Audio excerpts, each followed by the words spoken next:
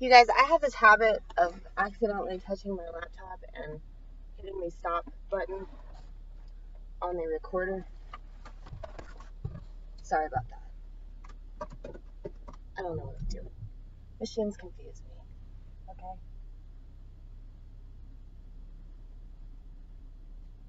I work with machines all the time because I work in fast food.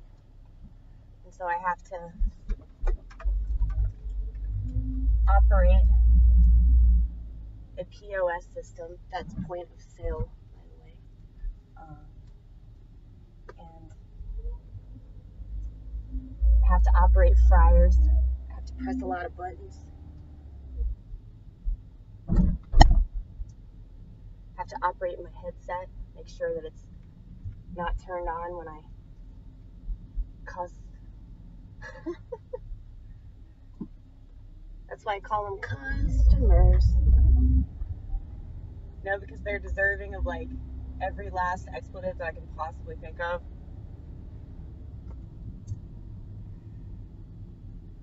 That's mostly true. Like every once in a while you'll get like a really awesome customer that'll just like blow you away. Because they're just like such an awesome person. I'm like, why are you eating at Wendy's? You're too cool to eat at Wendy's.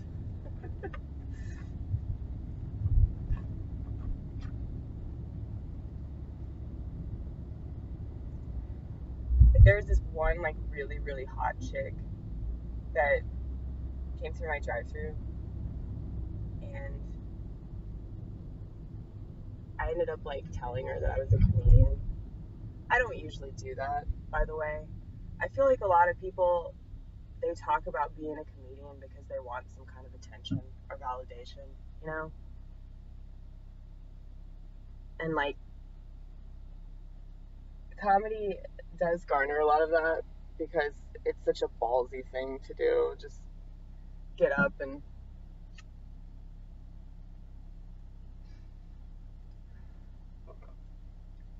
talk about yourself and your opinions. I mean, I don't think a lot of people do that though. A lot of people just talk about stupid shit. Yeah. Well, I feel like you have to get really good before you can talk about your opinions, and I just say fuck it and talk about my opinions because I really don't care. You know, like, oh, I have the floor? Awesome. Well, we're going to talk about abortion. I've been writing so many, like, abortion jokes, you guys. And it sucks because, like, I know that I probably won't be able to, like, do any of them.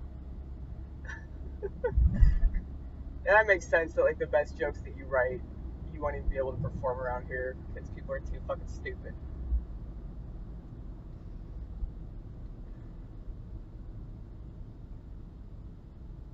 Yeah. But then again, I do want to offend people, so maybe I should perform them. Yeah, you could.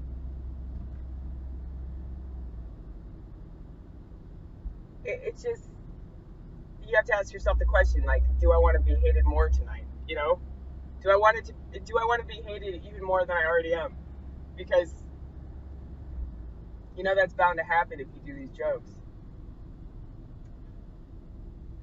Now these jokes are pretty controversial, but they're so personal because I'm talking about my birth mother, and I'm talking about how much I want to smack that bitch in the face for like not pulling the plug on my pregnancy.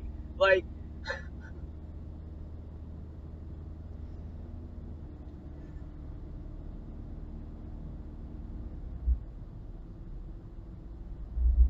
I tell myself that like tonight's the last night that I'm gonna smoke cigarettes, and it's so fucking stupid.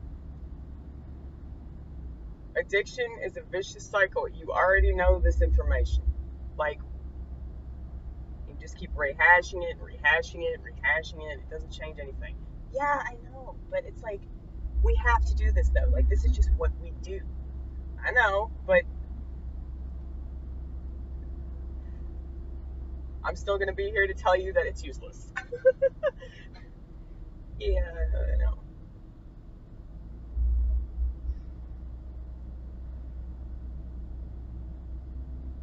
You're also smoking menthols too.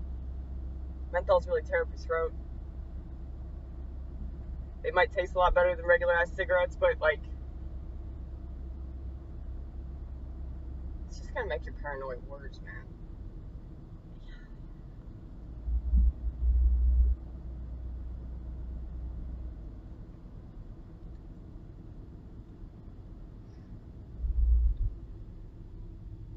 You guys ever do this thing? I feel like a lot of people do this thing that I do.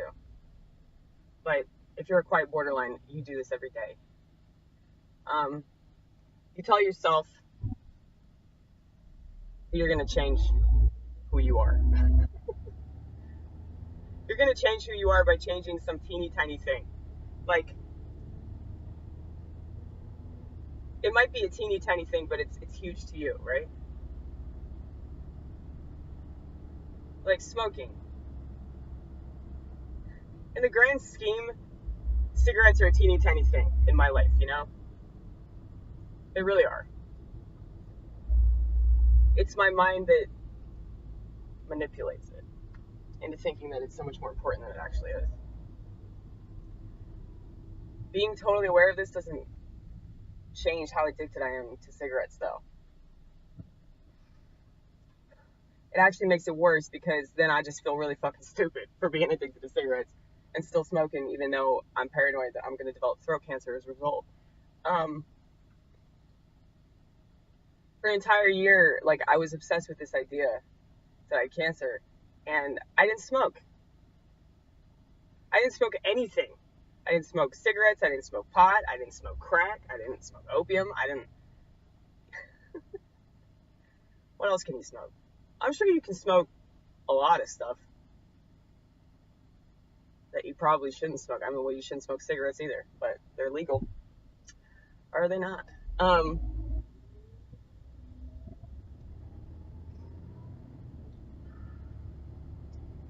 No, but I stopped smoking entirely.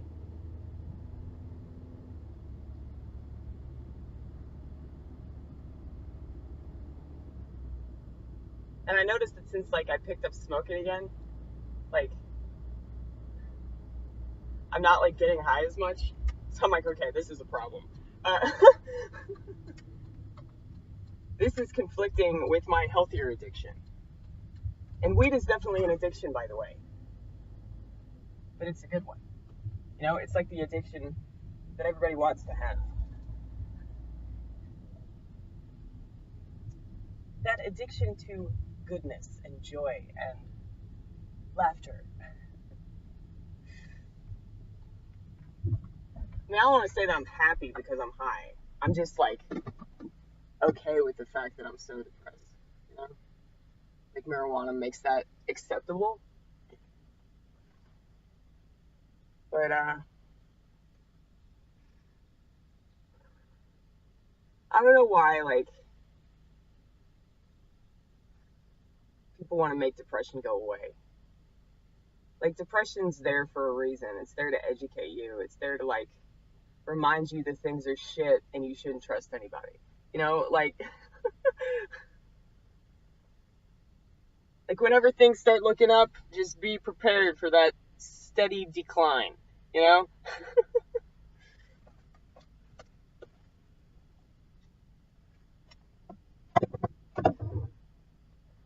But I'm lucky to have that because there's so many people, they get all excited when they're happy. They're like, this is gonna stick. It fucking ain't.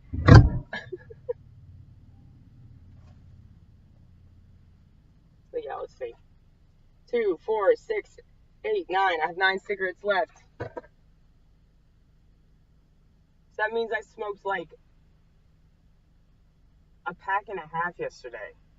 Oh my god. You're like getting back up there to that like rehab level. Yeah, dude, I was smoking like some like 2.5 packs of cigarettes when I was in treatment, and I just started, you know?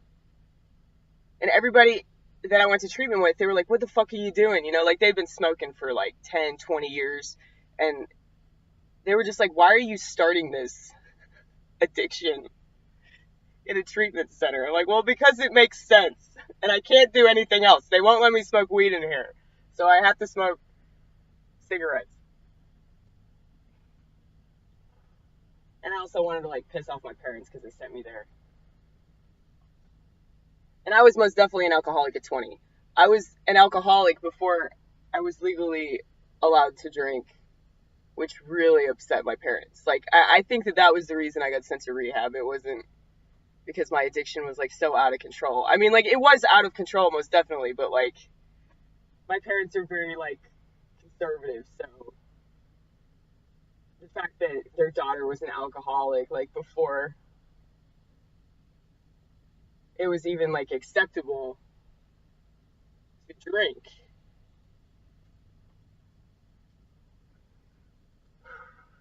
According to the United States of dumb fuck.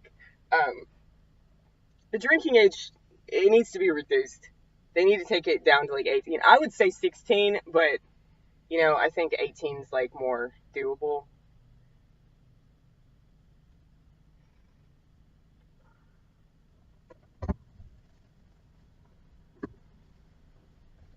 And if you're gonna like fight for your country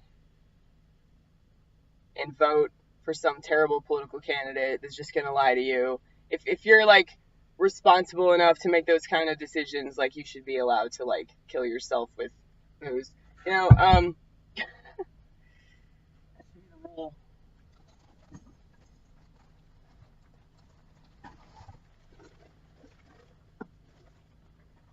yeah, I need to start putting up this footage because I want people to see that struggle is real. Struggle with addiction.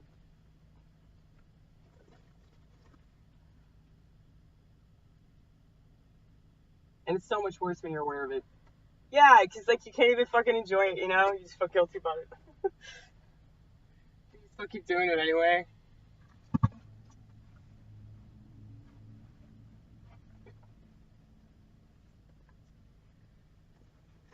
It's Labor Day, you guys. Does anybody care? I don't.